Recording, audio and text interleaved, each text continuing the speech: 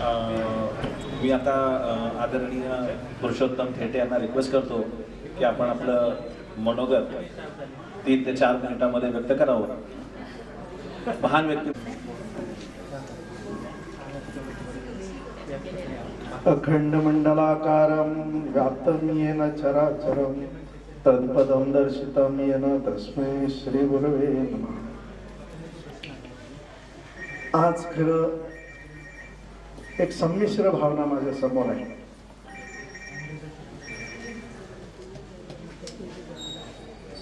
असं मनात येत आहे, आज धन्यमय धन्य आपी यद्यपि सब गुण होऊन हीन निज जन जान राम होई संत समाधान. संतांची भेट, सत्पुरुषाची भेट ही फार मोठ्या नशिबाने मिळते आणि ज्याला मिळते त्याचं जीवन धन्य होतं असं म्हणतो. कारण त्याच्यानंतर भगवत प्राप्ती ही दिलेली आहे. सगळ्यात महत्वाचं त्यांचं आणि माझं कार्य एकच आहे. समाजाच्या उत्थानासाठी, जीवाच्या कल्याणासाठी मला जे जे माहिती आहे ते तुमच्यापर्यंत पोहोचवणं, जे जे आपणाशी ठावे ते इतरांशी सांगावे, शहाणे करून सोडावे सकळ जण. थोडासा कदाचित विषय जड वाटेल, पण सद्गुरुदेव श्री सत्पालजी महाराज यांच्या कृपेने गेल्या 35-36 वर्षामध्ये सर्व धर्मग्रंथांचं अध्ययन झालं.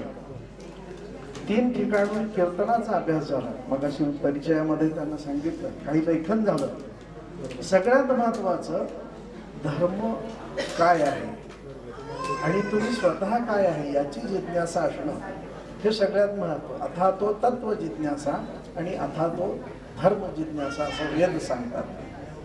आणि वेद काय सांगतात? वेदाहमेकम पुरुषम महंतम आदित्यवर्णतमसा परचा तमे विदित्वा ती मृत्युमेधी नान्य पंथा विद्यते नाही, दुसरा मार्ग नाही.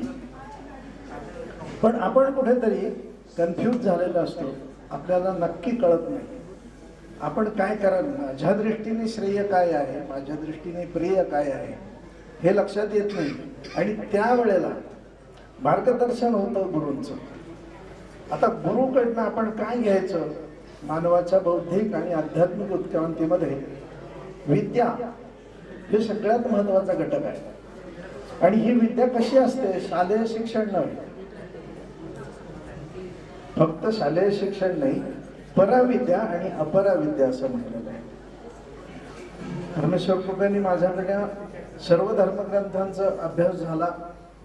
बायबल, पुराण, ग्रंथसाहेब, दासबोध, ज्ञानेश्वरी, भगवद्गीता माझ्याकडनं 3 वेळा गीता लिहून झाली. ज्ञानेश्वरी एकदा लिहून झाली, दासबोध एकदा लिहून झाला. तुकाराम महाराजांचे गुरु बाबाजी चैतन्य यांचं चरित्र सुद्धा मी लिहून काढलं.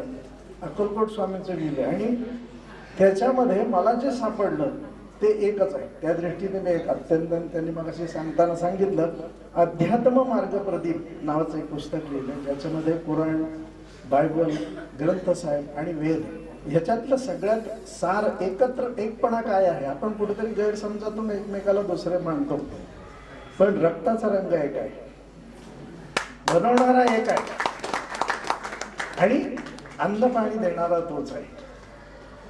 लब्बैक लब्बैक अल्लाहुम्मा लब्बैक असं आपण तिथं गेल्यानंतर म्हणतो. जी सगळ्यात महत्वाची आहे हज यात्रा. हाजी आपण म्हणून घेतो. सगळ्यात महत्वाचं तीच काय आहे?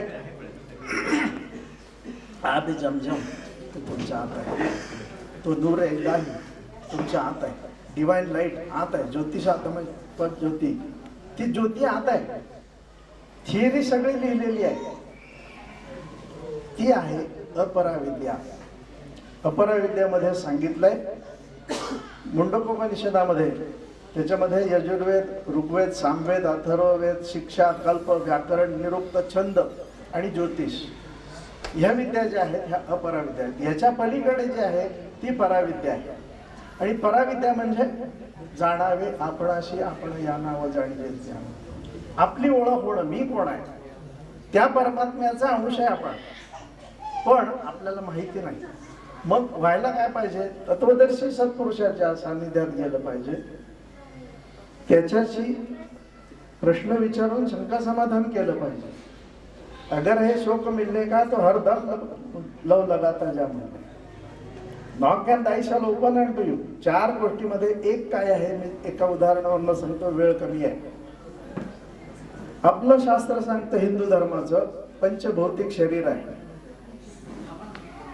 बायबलमध्ये लिहिलेलं आहे, God made man from the dust of his earth, he breathed into his nostrils the spirit and he became a living soul. पंचमहाभूती भगवंतानी माती बनवली, त्याचा पुतळा बनवला. कुराणमध्ये हेच लिहिलंय, अल्लाह ताला ने मिट्टी का पुतला बनाया, उसके नाक में फूंक डाली और वो जीता जागता इंसान बन गया. अर्थामध्ये कुठेही फरक नाही, फक्त भाषा वेगळी आहे. मग जन्माला आल्यानंतर कुठली भाषा आपण जी कानावर पडते ती, त्याच्या आधी काय भाषा होती? आईच्या गर्भामध्ये असताना जेव्हा डोकं खाली होतं, पाय वर होते, अशा अवस्थेमध्ये तो जीव काय जप करत होता? तो तिथं तुमचं प्रकाश रूप बघत होता, अमृतनाद ऐकत होता, अमृतपान करत होता, नामस्मरण चालू होतं. कुठून? बिंबीच्या देठापासून, कारण आईची नाळ जोडलेली होती. थोडं पाण्यात होतं सगळं. जीव जो आहे हा गर्भ पाण्यात असतो, उलट्या अवस्थेत असतो, तिथं श्वास चालू आहे. 3ऱ्या महिन्यापासून ठोके ऐकायला येतात, सगळ्या हालचाली होतात. आता तर नवीन तंत्रज्ञान निर्माण झालं, त्याच्यामुळे सोनोग्राफीमध्ये त्या बाळाच्या हालचाली बघता सुद्धा येतात. पण ही जी काही अवस्था आहे, ह्या अवस्थेमध्ये जे भजन केलं, जे स्मरण केलं, जे दर्शन केलं, ते बाहेर आल्यानंतर आपण विसरतो. आणि त्याची आठवण करून देण्यासाठी तत्वदर्शी महान सत्पुरुष ज्याला म्हणलंय की जब कामिल मुर्शिद मिल जाए तो बात खुदा से. तो अल्लाह, तो खुदा, तो गॉड समजायचा असेल तर तुम्हाला स्वतःला मिटवावं लागेल. आणि स्वतःचा मीपणा जो आहे हा गेल्यानंतर हे गोष्टी होतात. गुरुजी तेच संस्कार इथे करतात अपराविद्याचे. माझ्या नशिबाने सद्गुरुदेव सत्पालजी महाराज मला सद्गुरू मिळाले. आमच्या संस्थेचं कुठंही मानव उत्थान सेवा समिती नावाची संस्था आहे. जगाच्या कानाकोपऱ्यात, जगाच्या म्हणतोय मी, अमेरिका, ऑस्ट्रेलिया, सिंगापूर, आता सुद्धा महाराज या क्षणी नेपाळमध्ये असतील, तिथं कार्यक्रम चालू आहे. आणि सगळीकडे सद्भावना संमेलन म्हणून आम्ही कार्यक्रम आयोजित करतो. गेली 35-37 वर्ष मी त्या संस्थेशी निगडीत आहे. आणि त्यांच्या कृपेनेच मला ह्या काही आध्यात्मिक किंवा जे काही लोक मला ओळखू लागलेत, तसा मी क्रिमिनल माणूस आहे. क्रिमिनल लॉ मी केला. मी HR होतो. Discrimination that was my main role. तुमच्या माझ्यामध्ये भेद निर्माण करायचा आणि कॉम्पिटिशन लावून द्यायची. ह्युमन सायकोलॉजी हा माझा विषय होता. पण तरी सुद्धा त्याच्यातनं परमेश्वर कृपा, ओतूर म्हणून जुन्नरजवळ गाव आहे, तुकाराम महाराजांचे गुरु बाबाजी चैतन्य यांची समाधी दिली. त्या परिसरामध्ये मला सांप्रदायिक गोष्टी बघायला मिळाल्या. महाराजांना खूप गोष्ट माहिती आहे. रामकृष्ण हरी हा मंत्र जो आहे हा तिथे जागृत झाला. आणि वयाच्या 22 वर्षापर्यंत, ग्रॅज्युएट होईपर्यंत मी ओतूरला होतो. रोज चैतन्य माऊलीच्या पादुकांपाशी बसणं, दर्शन होत होतं. रिटायर झाल्यानंतरही मी घर बांधून 5 वर्ष तिथे राहिलो. रोज संध्याकाळी कीर्तन प्रवचनाच्या माध्यमातून मला जे जे आहे ते सांगण्याचा प्रयत्न केला. वेगवेगळे ग्रंथ वाचन झालं आणि मी घडलो म्हणजे पूर्णत्वाला नाही. कारण परा आणि अपरा या दोन्ही गोष्टीचं जोपर्यंत ज्ञान होत नाही तोपर्यंत पूर्णता येत नाही. पूर्णमदा पूर्णमिदं पूर्णात पूर्णमुदच्यते पूर्णस्य पूर्णमादाय पूर्णमेवावशिष्यते असं म्हणलंय. वेळ कमी आहे, त्याच्यामुळे सर्वांना पुरस्कारांचं अभिनंदन आणि गुरुजींना सगळ्यांच्या वतीनं उदंड आयुष्य लाभो, शेवटपर्यंत उत्तम आरोग्य मिळो आणि त्यांच्या कार्याला आमची काही मदत करतात ते निश्चित सांगा. मला आनंद वाटेल. कारण तुमचा माझा रस्ता एक आहे असं म्हणतात. नाही सेना नाही देत महागाचे पैसे घेतले. त्याच्यामुळे तुमचं माझं काम एक आहे. आणि आज केवटाच्या सारखी अवस्था झाली आहे माझी की रामा आज तू मला पलीकडे नेतोस. माझी जेव्हा वेळ येईल ना तेव्हा तू मला पलीकडे न्यायचेस. तू नावाडी आहेस ह्या नदीचा, मी नावाडी आहे भवसागराचा. धन्यवाद.